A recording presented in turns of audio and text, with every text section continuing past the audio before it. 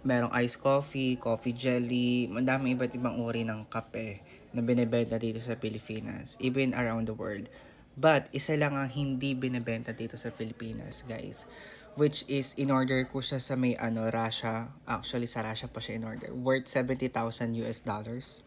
US dollars ang pinagamit nila sa akin. Ewan ko kung bakit. Tapos kinonvert na lang nila sa Russian money. I don't know. Pero yun, 70,000 US dollars ang pinalit ko kasi sa pagkakaalam ko. And then shipping fee is around $500 US dollars. Nakalimutan ko na pero basta. Yung assistant ko na lang kasi ang gumastos. So ito, dumating na siya. This is the newest one.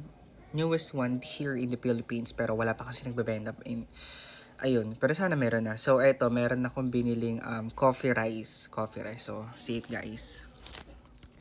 Here. Mukha siyang masarap guys, actually. Ayun, no, coffee rice.